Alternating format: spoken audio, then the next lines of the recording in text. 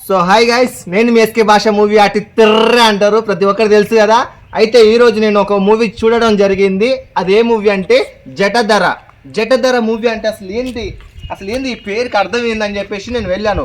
ముఖ్యమైన కారణం ఏంటంటే, ఈ సినిమాకి వెళ్ళడం కారణం ఏంటంటే, మన మహేష్ బాబు గారు ఎంతోమంది పేదలకి, మరి ఎంతోమంది చిన్నారులకి, మరి ఎంతోమంది గుండె హార్ట్ ఆపరేషన్లు చేయించారు కాబట్టి, మంచి హీరో కాబట్టి, సూపర్ హీరో కాబట్టి, మరి నేను వాళ్ళ బావగారు కదా మన సుధీర్ బాబు గారు, మరి ఆ సినిమాను కూడా చూసి మనం ఆదరిద్దాం, అసలు ఏంటి ఈ సినిమాలో మ్యాటర్ ఏంటి అసలు తెలుసుకుందాం అని చెప్పేసి మరి నేను ఈరోజు అయితే వెళ్ళడం జరిగింది.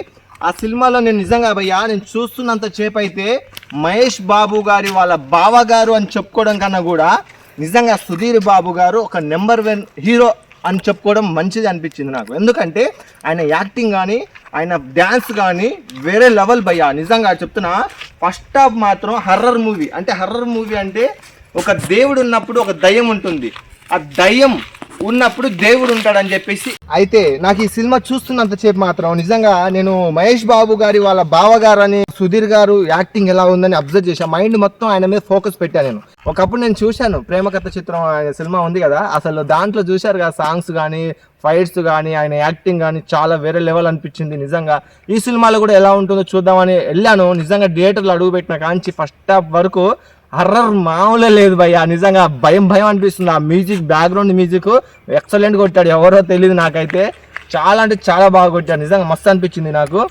అయితే సుధీర్ అన్న యాక్టింగ్ ఇంతగా బాగా చేశాడు కారణం ఏంటంటే, ఆయన శివుడు గెటప్లో అసలు నిజంగా దేవుడు నిజంగా విశ్వరూపం చూపించాడు. నిజంగా చెప్తున్నా, సుధీర్ గారి యాక్టింగ్, ఆయన డ్యాన్స్ మాత్రం నిజంగా మైండ్ బ్లోయింగ్ అయిపోయింది నాకైతే. నిజంగా సుధీరేనా వామ్మమ్మ పెద్ద స్టార్ చేసినట్టు చేశాడు అసలు హీరో అని చెప్పేసి నేను చాలా అసలు షాక్ అయ్యారా అన్నట్టు ఉంది. ఉప్పల్ వాళ్ళు అంటాడు కదా, షాక్ అయ్యారా అని, అట్లా అనిపించింది నాకు ఈ సినిమా చూస్తుంటే.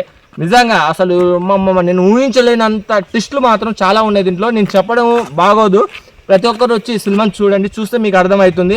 ఎందుకంటే దయ్యం ఉన్నప్పుడు దేవుడు ఉంటాడు, దేవుడు ఉన్నప్పుడు దయ్యం ఉంటుంది కాబట్టి అసలు దయ్యం ఉన్నప్పుడు దేవుడు ఎలా కాపాడుతాడు మనని చూపించడం జరిగింది కళ్ళ కట్టినట్టుగా. మరి సినిమా, మరి ఇంత మంచి సినిమాని మరి ఎవరు మిస్ అవ్వకూడదని కోరుకుంటున్నాను. మరి అలాగే మరి శివుడు గురించి గొప్ప మాటలు, మరి ఆ దేవుడు అంటే ఏంటనేది సినిమా చూసి ప్రతి ఒక్కరు తెలుసుకోవాలని కోరుకుంటూ, నేను మీ ఎస్కే భాష మూవీ ఆర్టిస్ట్ తిర్ర.